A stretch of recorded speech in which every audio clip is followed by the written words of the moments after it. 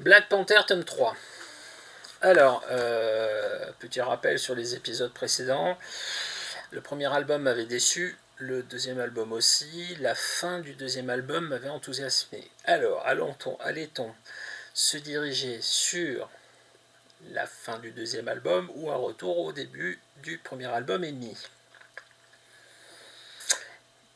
Eh ben les deux, mon colonel. Les deux. Ce qui me chagrinait, je le rappelle, hein, pour ceux qui n'ont pas vu les vidéos sur le premier album et le début du deuxième, c'est qu'on retournait sur des histoires politiques déjà vues et revues, qui m'enthousiasmaient pas tant que ça. Vraiment pas tant que ça, parce que c'était pas forcément fait non plus de manière très très exceptionnelle. Réutiliser des idées, pourquoi pas, quitte à en faire quelque chose de neuf et pas refaire ce que j'ai déjà vu 100 fois. Voilà, en gros. C'était mon principal reproche sur le départ de cette histoire. Et ben, on y retourne. On y retourne. On repart un peu sur le début de l'histoire, sur des choses qui m'enthousiasmaient pas tant que ça, mais il y a une petite touche de créativité derrière.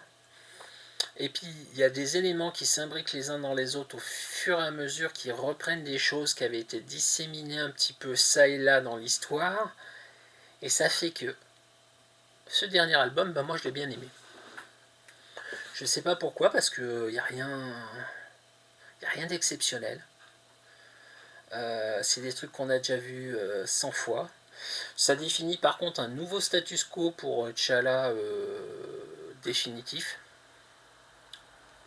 Au moins jusqu'au prochain scénariste, on va dire, qui est intéressant. Je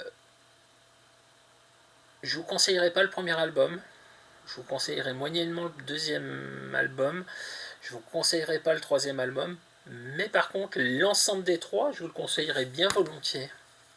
C'est bizarre ça comme conseil, non?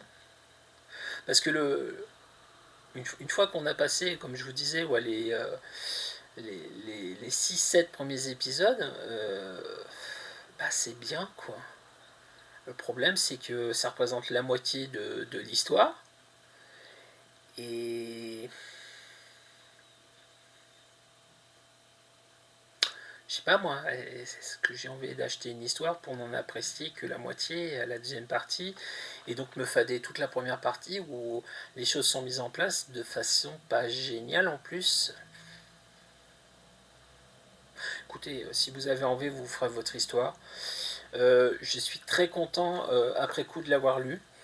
J'étais pas forcément enthousiasmé en me lançant, j'étais pas forcément enthousiasmé pendant, mais à partir de la deuxième moitié, c'est quand même pas mal et ça mérite le coup d'œil. Ça mérite le coup d'œil. Faites comme vous voulez.